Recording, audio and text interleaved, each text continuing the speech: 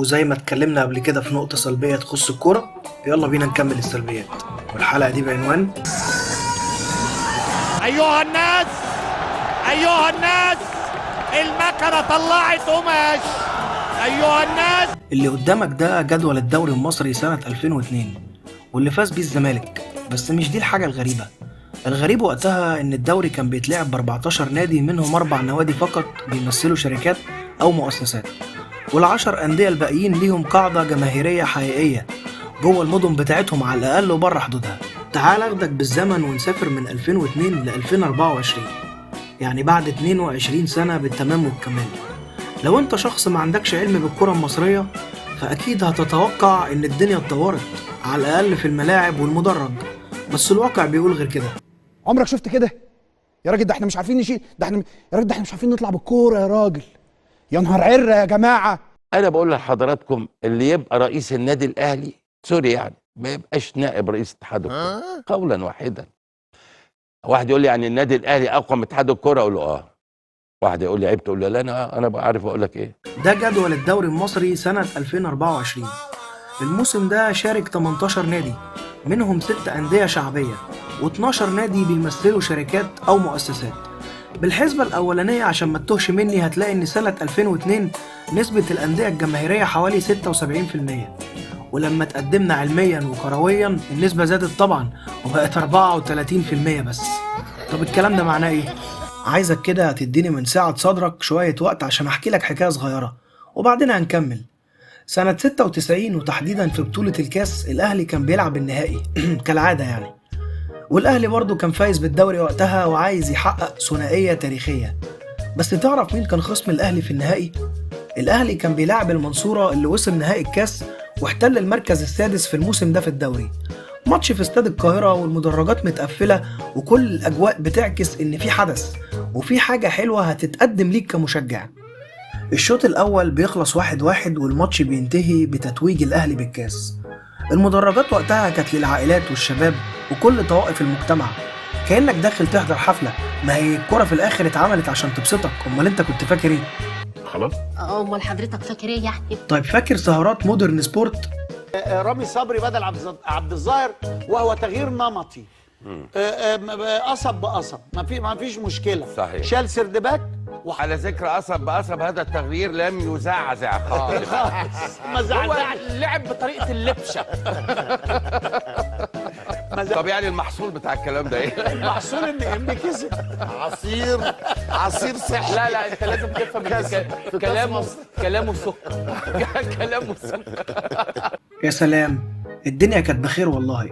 حتى المعلقين وقتها كانوا بيتسابقوا في إصدار مصطلحات جديدة، كابتن محمود بكر وكابتن عصام عبده. المباراة دي تفرق عن مباراة الترسانة وعن مباراة وادي دجلة، لأن الاثنين بيلعبوا حلواني. أما الحدود فبيلعب بخطة لب أفلحوني. مع احترام عرضة في مجلس الشعب، والآخر طلع الراجل هربوه أو هرب، مشى راح، والناس كانت في المية والراجل بيتفرج على الماتش وخلاص وخلصت الحدوته. امن اسكندريه يروح يركب قطر ابو قير اللي بيطلعوا الناس بالسيوف فيه، وان مدير الامن النهارده في المصري اليوم بيقول الامن مستتر، بقول له لا، والمزقنات ما عليهاش في شرقيه ومنتهى الخطوره، فمثلنا ابو قير. وطبعا عمرنا ما هننسى الله يرحمه كابتن حماده امام والبرنامج بتاعه اهداف الاسبوع مع الثعلب. تبقى عالية. خدها بقول ايه؟ مش هينفع يلعب مع الدوريات دي. عندنا النهارده مجموعه من الدوري الهولندي والالماني وكاس الاتحاد. يا اسطى والله كنت اخرج من المدرسه بدري واطلع عشان اتفرج على ماتشات الدرجه الثانيه اللي كانت بتتذاع الصبح. انت متخيل؟ هو شيكابالا بصاه بصراحه باصه بلسم. ايوه. واحمد حسن سبق ابراهيم الحملاوي. ايوه. وحطها حلوه قوي، صعب على محمد العقبيه وحارس المقاولين. بص. طيب كفايه حكاوي وذكريات بقى. ليه الكوره في مصر حالها اتدهور؟ على حسب كلام كابتن زكريا ناصف هم 10 أسباب، وعلى حسب كلام أحد الصحفيين فهم 6. أما كابتن ميدو بصراحة لقيته عامل فيديو 5 دقايق كده فقلت مش هتفرج. على طول. أنا مش هكلمك على قطاعات الناشئين وميزانيات الأندية. عندك كابتن بهاء استفاض بصراحة في القصة دي. ابداع والله. أنا هنقل لك وجهة نظري كمشجع عادي زيك، بنشوف نفس المنتج من نفس الشاشة. بعيدا عن الماديات ودعم الأندية، هي حاجة طبعا مهمة، بس انت تفتكر في اي حاجة في الدنيا ممكن تنجح من غير خطة؟ الإجابة طبعا لأ. مفيش دوري في العالم بيتلعب كل سنة بنظام، مرة 16 نادي، مرة 18، مرة مجموعتين، ومرة دور أول بنظام ودور تاني بنظام مختلف. قلنا ان احنا محتاجين 3 مواسم عشان نقدر نقفل مع الويندو. ايوه اعتقد ان الحمد لله حصل من الموسم اللي فات الموسم ده احنا في شهر 6 لاعبين 31 اسبوع. اعتقد ان ده ما تحققش من سنوات طويله كتير. واحنا هنا لسه بنقول بسم الله وبنتكلم عن التنظيم. طب يا عم عديها، هنقول ان ده بسبب ظروف قهرية. لا دي هنرجع لها كمان شوية. عدي معايا موضوع التنظيم وهنعتبر الأندية موافقة وهتلعب. امسك الريموت بتاعك وشغل أول جولتين 3 في الدوري المصري، هتلاقي أكتر من نص الماتشات بيخلص تعادل. مش ممكن عمرو مرعي يقترب ويسدد اللي قدم مردود. ما كانتش كمان تعادلات سلبية، وبنسمع نفس الجملة الشهيرة بتاعة الانسجام والصفقات الجديدة اللي هم أساسا 25-30 لعيب بيتنقلوا بين الأندية كل موسم انتقالات. هيقفلها لك ضلمه، مش هتشوف اي حاجه. ماتش صعب قوي في توقيت صعب قوي، الناس مركزه في الديربي واحداث الديربي وليه خسرنا الديربي، وناس ان انت هتلاعب فريق 7 تعادل، فوز 1 وهزيمه 1. بصراحة كده أنا حاسس إني مزودها شوية. اللعيب المصري برضه ما بيرتاحش موسم ورا موسم ورا موسم، ومفيش فترة راحة كفاية. يا ابني ما أنا لسه قايل لك التنظيم، قلت لي الأندية موافقة، قلنا ماشي. يا سلام يا عم، حسيت ان انا بحكي لك الخطايا. طب بالنسبة للمدربين اللي برضه هم 5-6 بينتقلوا بين الأندية، صعبة كده، إنما مش المدربين في مدربين بيفوتوا على 3 أندية في الموسم، فده كلام تهريج. فدي عملية لازم يتحطها يعني ضوابط من اتحاد الكورة.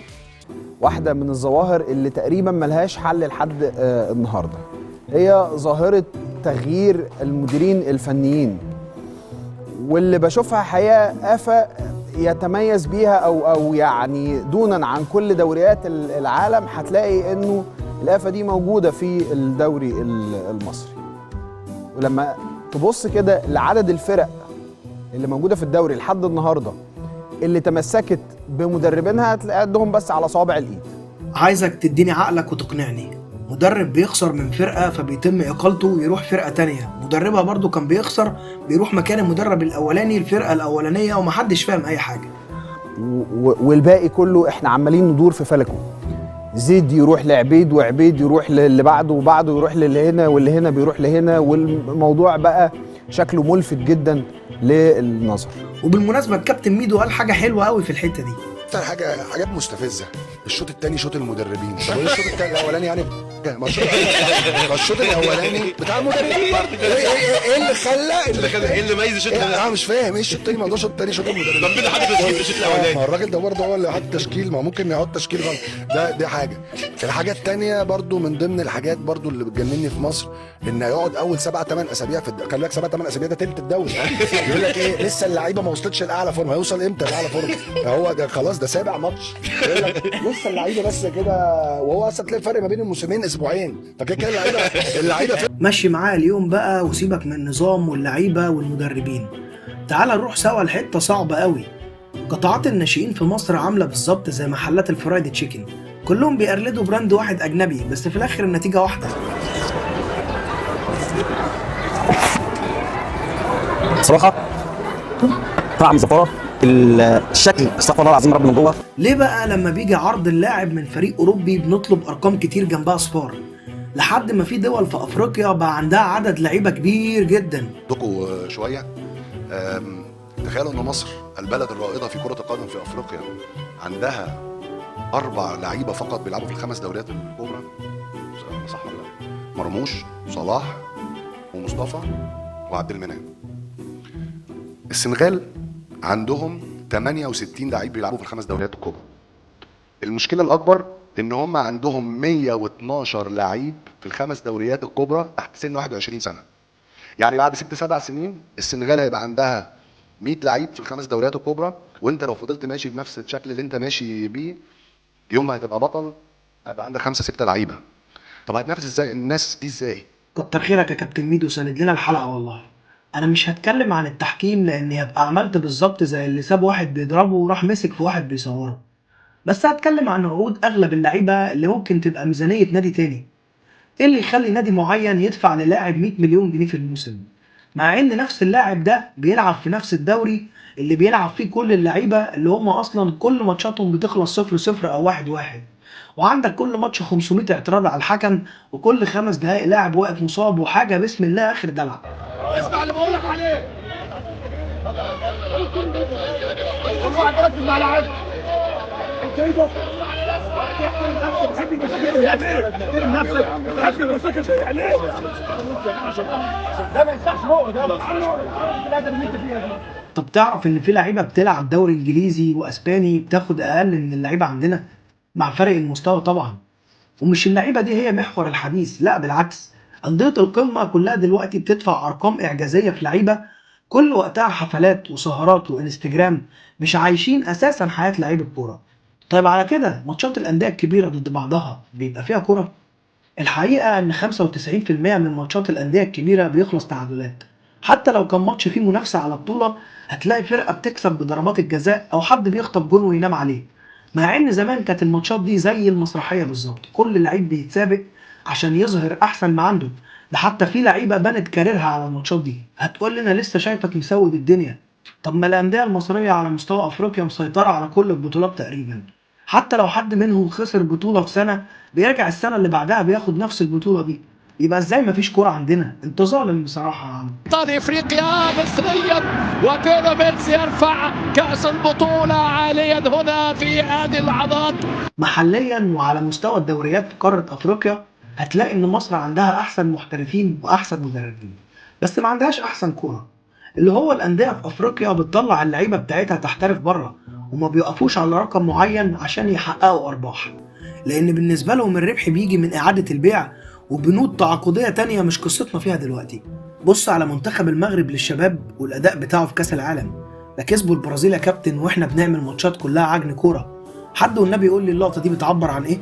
حتى اللعيبه احتفلت بعد الصفاره، بس وهم مروحين قالوا لهم معلش تشيلي هي اللي هتصعد عشان كابتن حماده انور عنده انذار وواخد مخالفتين، واحده رادار وواحده حزام. الغريب بقى في المشهد ده كله مشهد عبثي، يعني مشهد عبثي كله على بعضه كده، مشهد عبثي كفته. ها الغريب بقى في العجن ده كله ان تلاقي واحد يقول لك هو حماده انور السبب في الانذار، هو شوف اداري وبياخد انذار.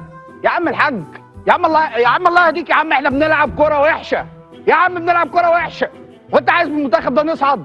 دي كوره وحشه. وفي اخر الحلقه اتمنى ان اكون نقلت لك الصوره كامله عن حال الكوره في مصر. يلا سلام.